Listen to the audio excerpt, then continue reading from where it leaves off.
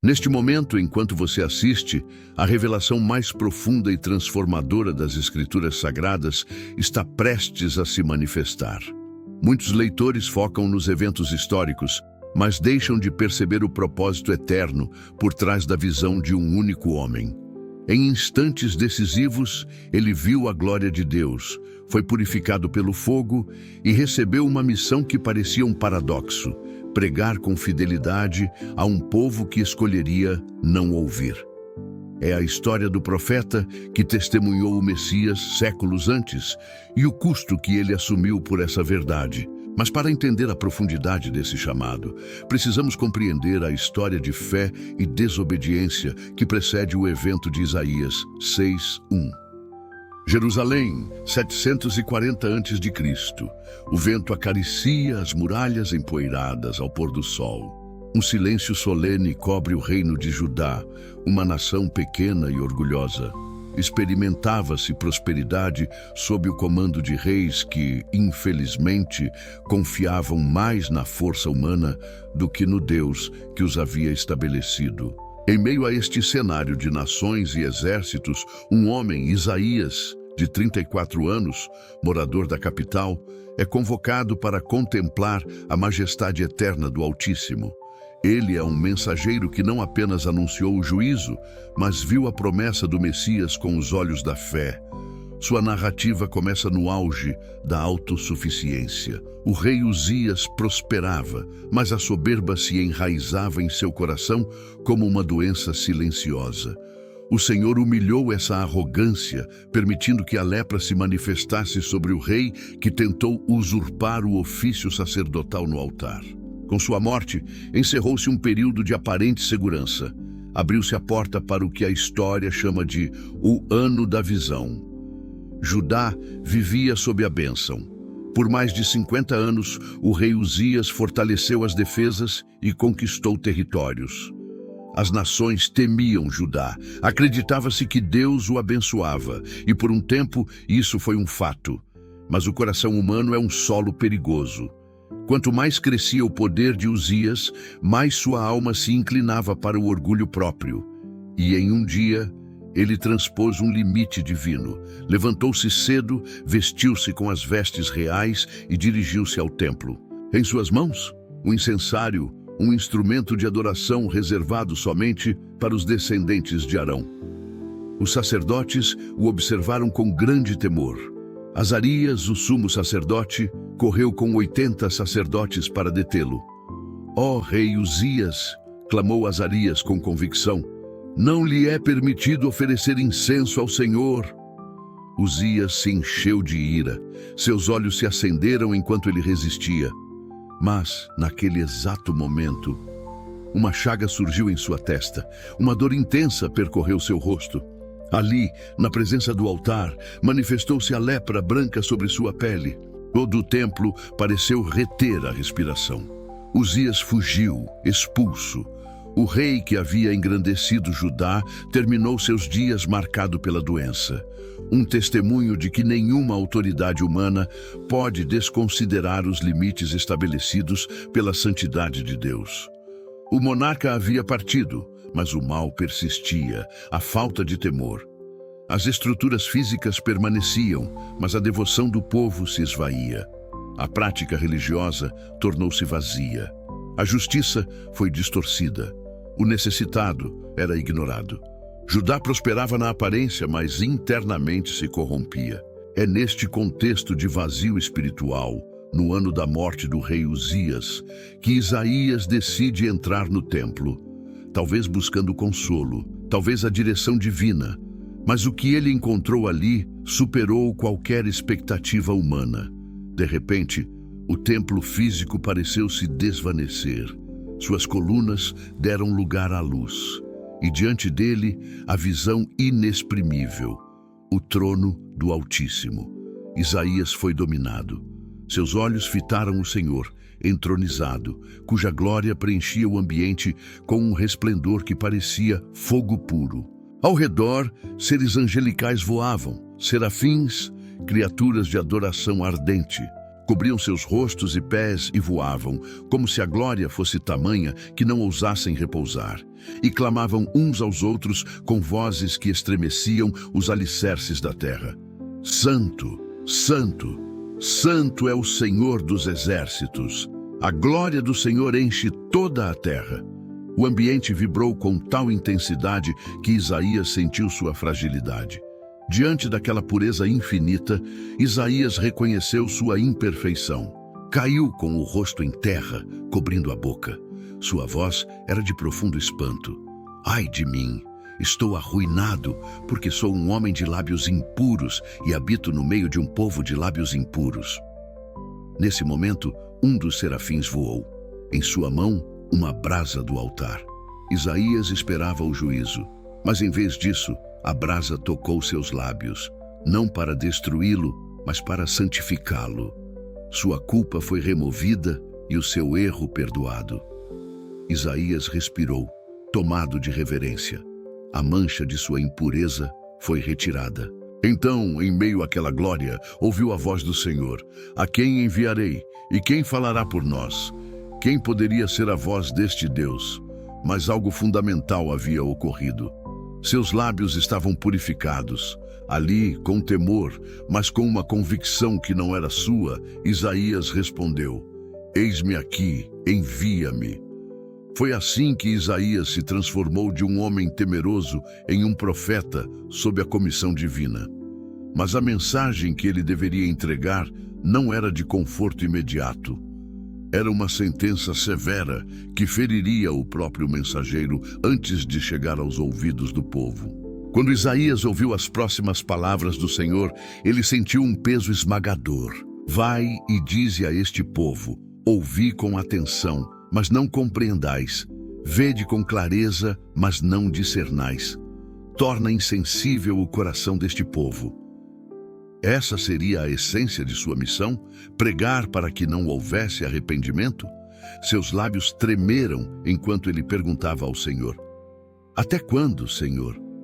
E o Altíssimo respondeu com uma gravidade que parecia anular toda a luz: Até que as cidades estejam devastadas e sem moradores, até que o Senhor afaste os homens e haja grande desolação na terra.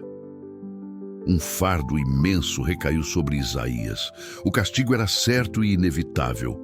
Entretanto, em meio a essa previsão de desastre, Deus revelou um princípio de esperança.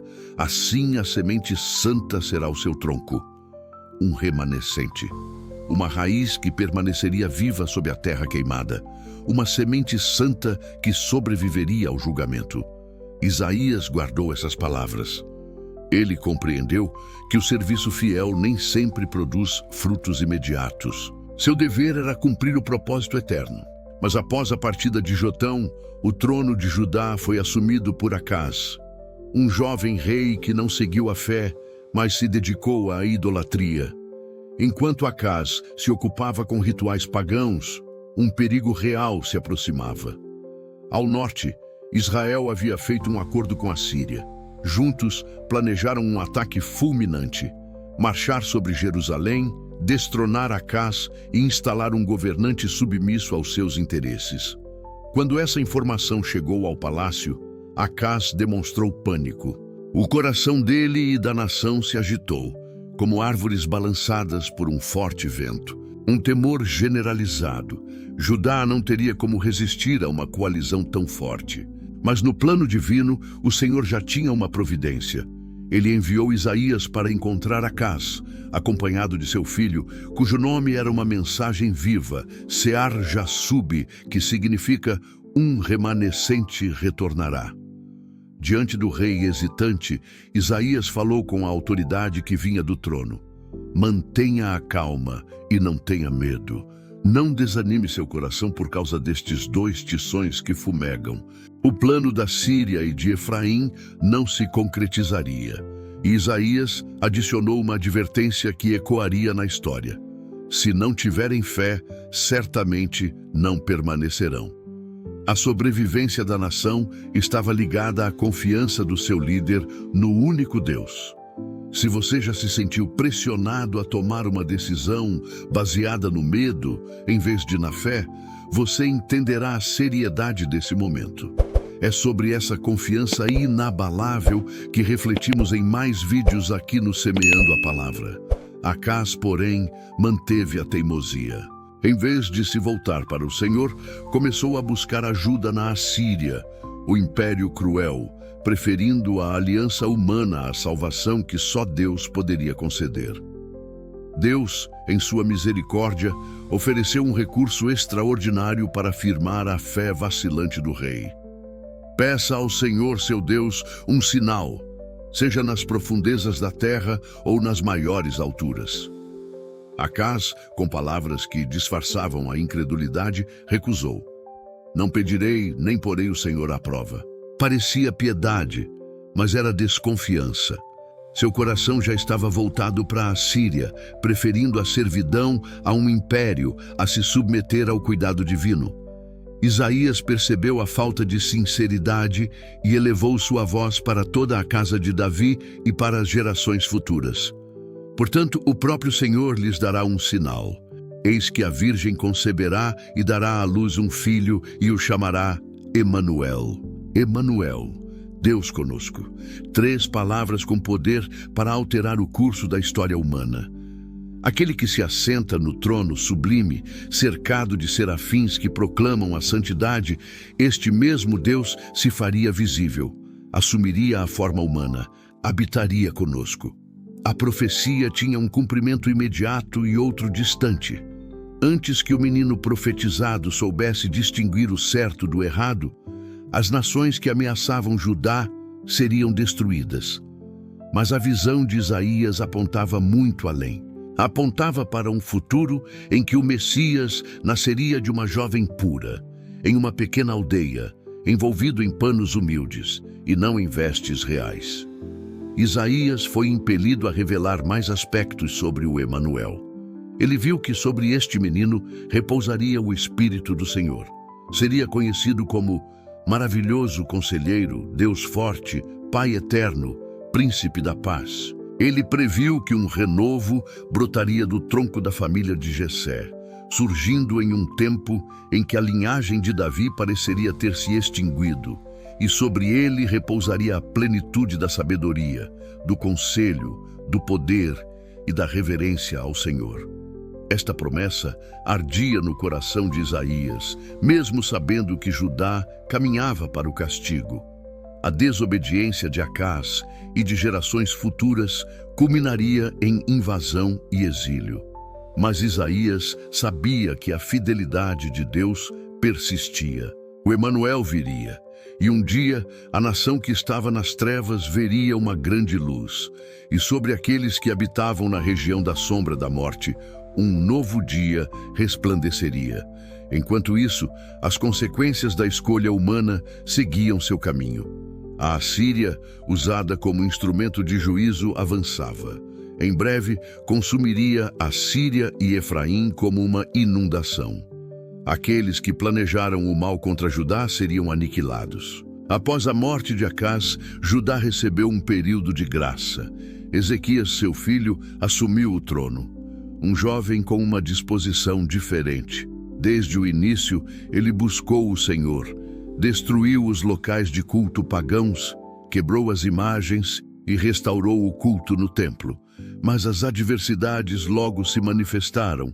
A Assíria, liderada por Senaqueribe, o temido conquistador, estendeu seu domínio sobre Judá. Samaria já havia sucumbido. Israel, o reino do norte, estava em cativeiro. Em pouco tempo, as cidades fortificadas de Judá caíram, uma após a outra. Finalmente, o exército inimigo acampou diante de Jerusalém. O som dos tambores de guerra aterrorizava a população. Onde estava a proteção divina agora? Senaqueribe enviou seu comandante, o Rabissacés, com uma mensagem estratégica para instilar o medo. Com voz alta, ele gritou para que todos nos muros ouvissem: digam a Ezequias, em quem vocês confiam? Vocês pensam que apenas palavras bastam para a guerra?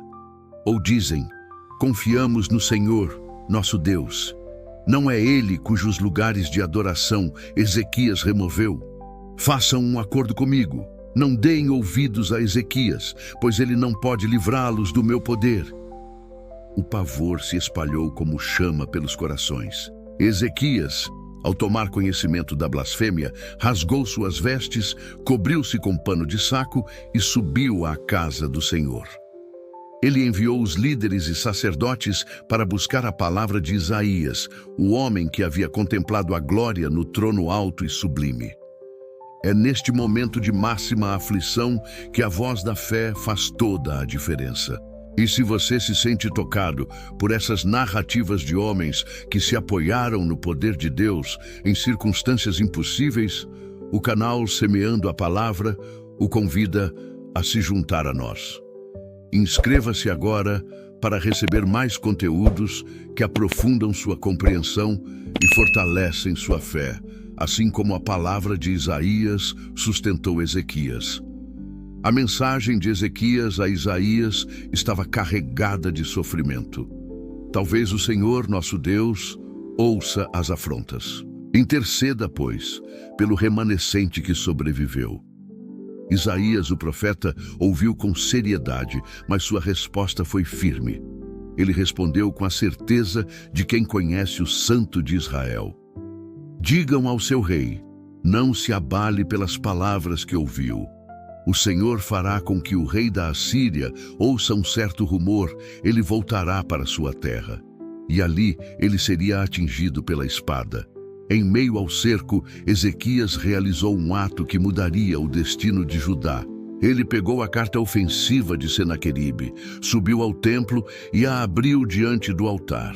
Ele não estava defendendo a si mesmo, mas a honra do nome do Senhor. Ó Senhor, Deus de Israel, que governa acima dos querubins, só Tu és Deus de todas as nações. Livra-nos do poder dele, para que todos os reinos da terra saibam que só Tu, ó Senhor, és Deus. A resposta divina veio rapidamente. Isaías enviou a promessa.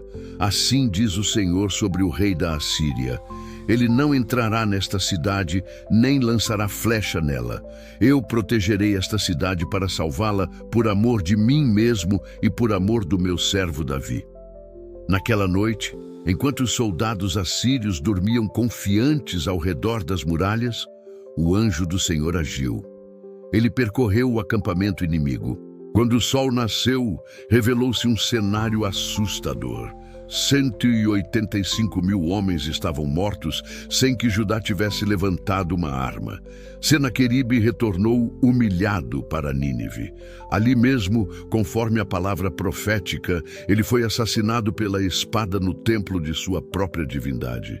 Judá foi resgatada pela intervenção invisível do Altíssimo, mas o período de provação não havia terminado.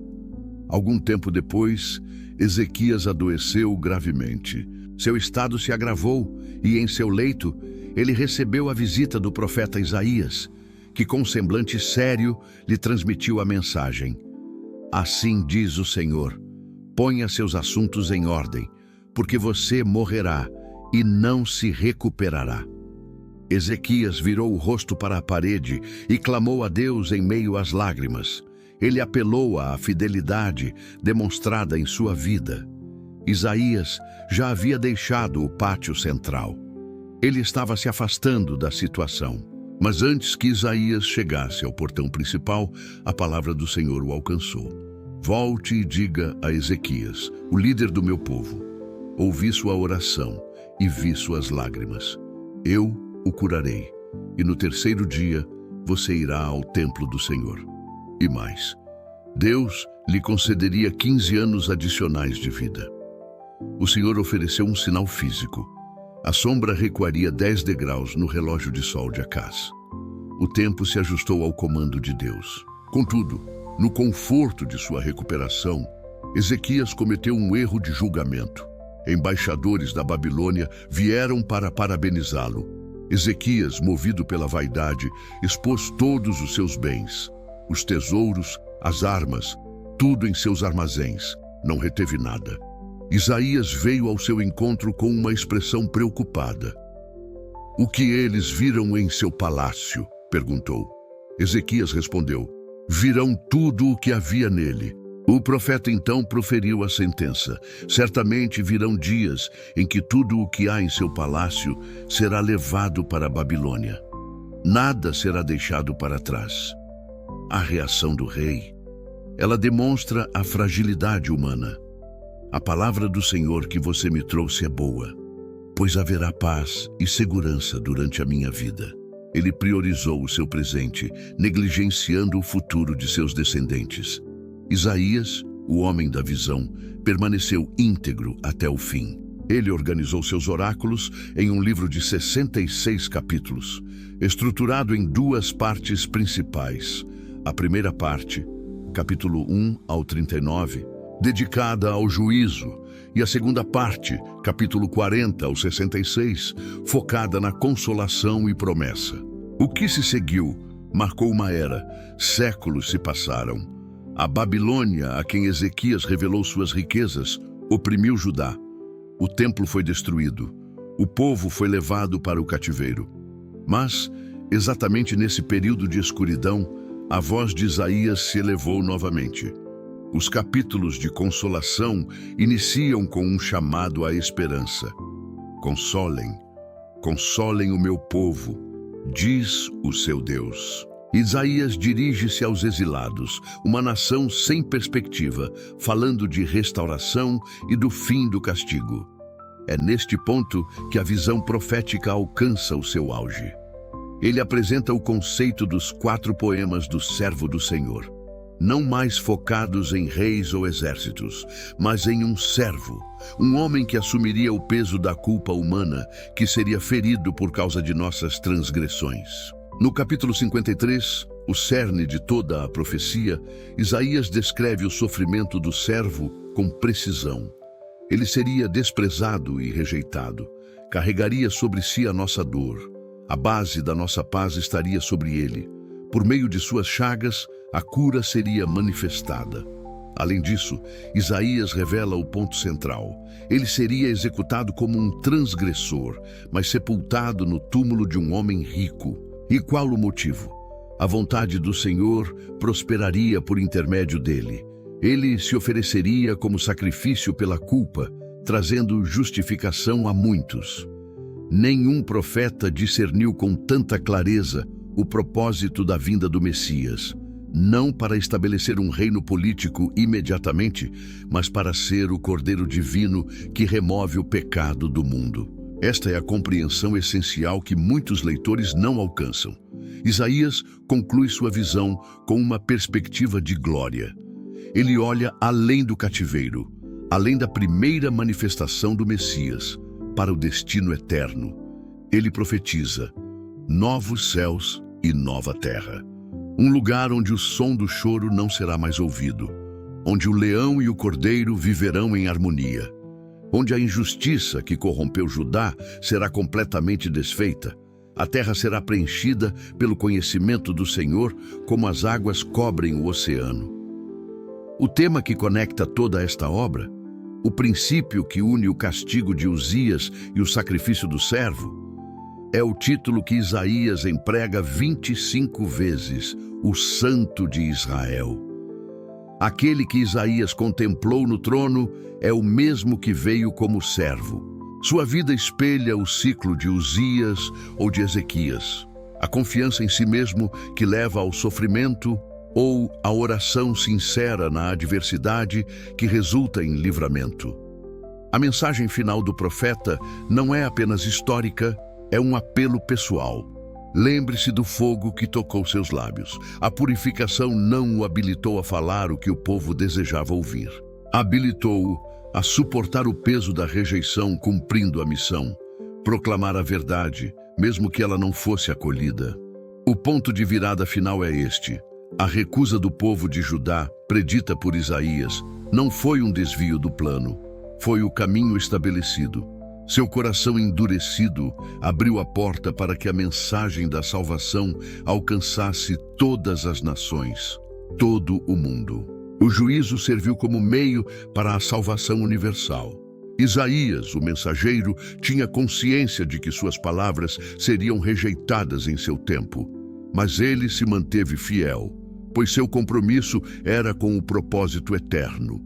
Suas palavras continuam a ecoar, não como registro do passado, mas como um convite contínuo. A visão que ele teve sobre o fim dos tempos é ainda mais impactante, mas o último questionamento permanece. Se o Messias já completou o sacrifício, por qual razão Isaías ainda anuncia uma nova criação e o juízo final?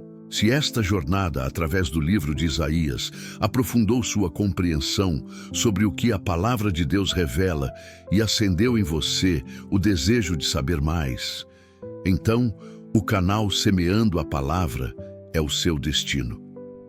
Para não perder as próximas revelações ao propósito eterno das histórias bíblicas, clique agora, inscreva-se e ative o sino. Não permita que o destino de Acaz se repita em sua vida, a perda de uma promessa por falta de confiança.